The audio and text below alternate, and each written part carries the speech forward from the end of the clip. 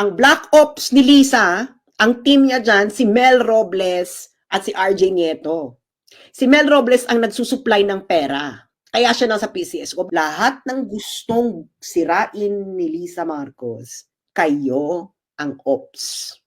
This is the greatest con man. It's thinking Pinoy, Ray Joseph Nieto. Sabi ng mga tao, bakit si RJ? Kasi alam ko po kung sino ang mga nagpa-planning behind this. Ang inner circle ni Lisa Marcos, ang specific na kasama dyan ay si Mel Robles at si RJ Nieto. Yan ang nag-ooperate. Alam yan ng mga businesses, alam yan ng media, na pag si Mel Robles na ang lumapit sa kanila, ibig sabihin, there is something. Maghubaran na tayo ng maskara eh. Tapusin na natin to. Dahil, Diyos mio, ano pa ba? Ang dami-dami nyo ng pera.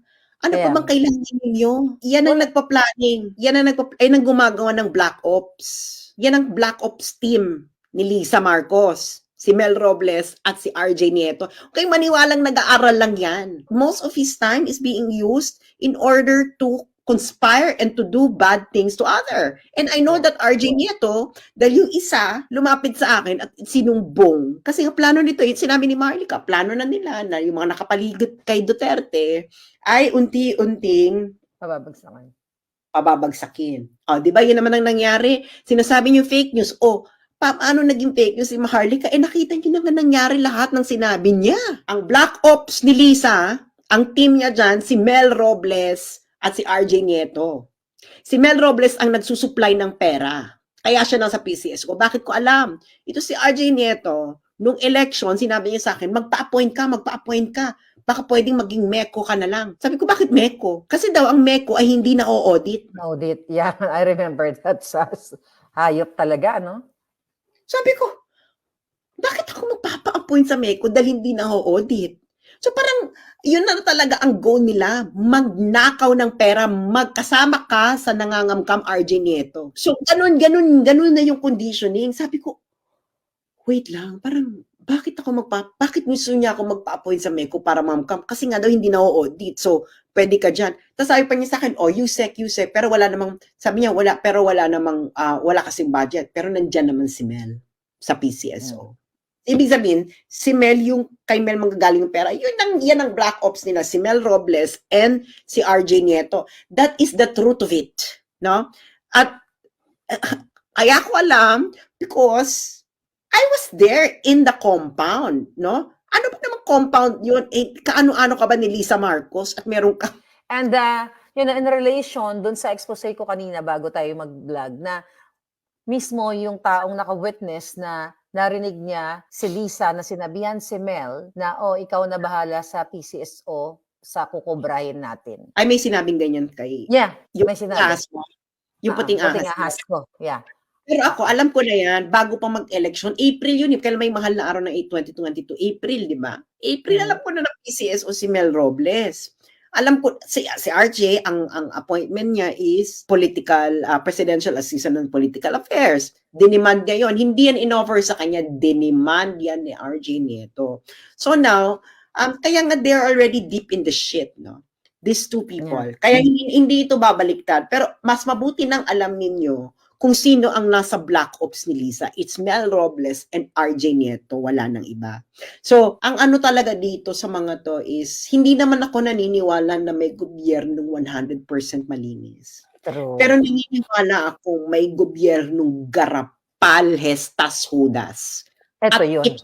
Gobyernong ito. Kung alam lang ang mga nalalaman namin ni Maharlika na yung iba hindi pa pwedeng ilabas kasi nga yung mga madadamay, masusuka kayo sa kaputahan ng gobyernong ito. Alam ni Maharlika itong kwentong to 2022 pa lang. Kaya nga kaya itong si Maharlika, alam mo Maharlika, nakakarating sa akin yung sinasabi mo kay Nay Pebbles na, uy, si Sas nandiyan pa sa Pilipinas, baka tamnan niya ng kaso, baka tamnan ng droga.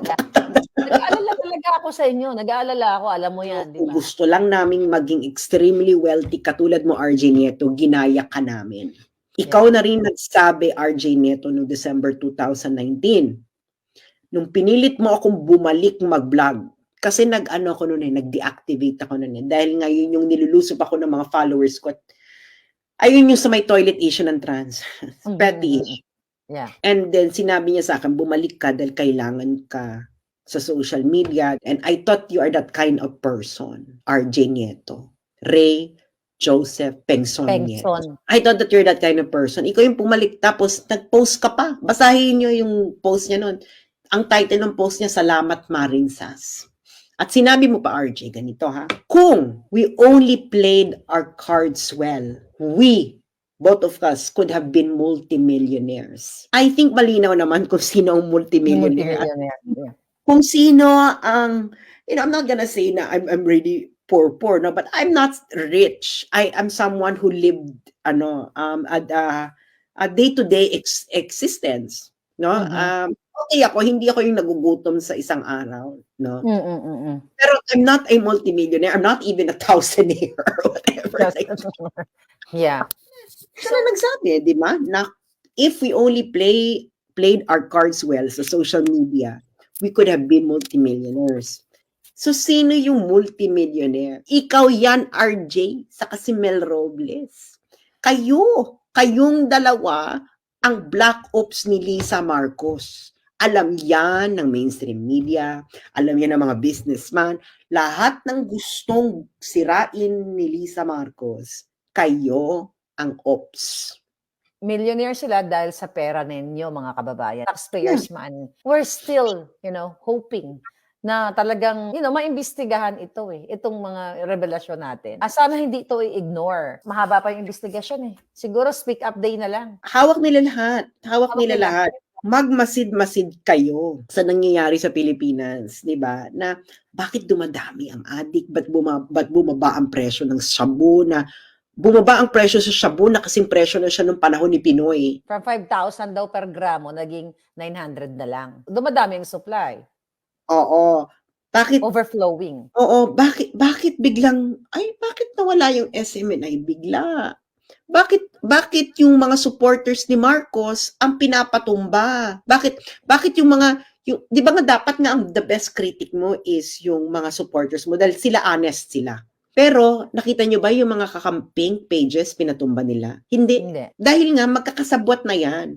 Dahil sila ay merong 24/7 hour troll center, pwede nyo puntahan. Alam niyo yung headquarters. Sa Mandaluyong, headquarters ni Bongbong. Puntahan nyo dyan. Nandiyan. At ang team leader pa nga ay ang inaanak ni Bongbong Marcos na Amerikano. Ang pangalan ay Nathan. Yung mga taga Mandaluyong, i-surveillance ninyo kung bakit lalabas-pasok yung mga trolls nila. Diba? Nag-duty, nag-opisina. Yan ang isa sa mga headquarters. Saka meron pa sa Cubao. Kakaiba tong kasamaan niyo parang sabog na sabog. Alam mo yun? Polvoronic nga Well, yeah, polvoronic nga, Sas. Ginawa ba ito sa'yo ni Pinoy? Ikaw minura-mura mo nun si Pinoy. Ginawa ba niya to sa'yo? Hindi. Nakakauwi pa nga ako ng bonggang-bongga ng wala akong pag-aalinlangan. Hindi ginawa sa akin ni Pinoy yan. Ako talaga is niloko ninyo si Sara Duterte. Ginamit ninyo si Sara Duterte. And this is not going to my story to tell kung paano nangyari. Darating din tayo dyan. Ito lang masasabi ko, no? Hindi 100% malinis ang administrasyon ni Duterte. Hindi ko naman kasi inaasahan na ganito ang mangyayari. Kasi syempre kutub-kutub lang yun noon na parang baka naman, di ba, kutub-kutub lang tayo noon. Wala kami, the first time that I saw Maharlika ever in my life was during the meeting the Avance. At hi hello pa lang yun dahil busy kami, namimigay kami ng tubig, ang busy namin sa kung ano-ano. Singilin ninyo yung vlogger na pinadala nyo ng pinakamaraming star sa amin. At ang naging dahilan kung bakit dumami yung pera niya. Utang niya sa inyo ang buhay niya ngayon. Hindi niya utang na loob yan kay Lisa Marcos dahil hindi siya lalapitan ni Lisa Marcos kung wala siyang 2 million followers. Kaya may 2 million followers si RJ Nieto dahil kay Duterte. Totoo naman yan Kaya singilin niyo siya, nasaan na siya ngayon? Nasaan na yung makabayan na pinipresenta niya sa inyo na DH ng mga DH at chuchu unicorn, rainbow, utot-utot. Nasaan na yan? Utang na loob niya sa bawat isang OFW kung nasaan siya ngayon. Na ang bawat isang OFW ngayon na nagbigay sa iyo ng pera Ngayon ay nangangamba na kung yung anak ba nila o kamag-anak nila ngayon ay malululong uli sa droga. Wala ka ba konsensya? Singilin niyo siya. Kayo ang nagpayaman kay RJ Nieto. Kayo ang may dahilan kung bakit ang mga politiko ay lumalapit sa kanya para i-endorse niya at naniningil siya ng milyon-milyon. Singilin ninyo si RJ Nieto. Kung hindi dahil sa pagpipresenta niya na makabayan siya at chuchu, hindi siya magkakaroon ng audience. Mhm. Ng audience, hindi lalapit sa kanya ang mga politiko. Gagamitin lang kayo ni RJ Nieto, ni Ray Joseph Nieto para sa kanyang pansariling interes. At nagamit na nga. At nagamit na kayong mga dahil sa DDS kaya siya nagkapangalan. Kayo ang nagpayaman kay Thinking Pinoy. Now, it is time na singilin ninyo siya sa kanyang pagpipresenta ng makagiging makabayan dahil ang kanyang ginagawa ay nakikisabwatan siya sa pinaka-corrupt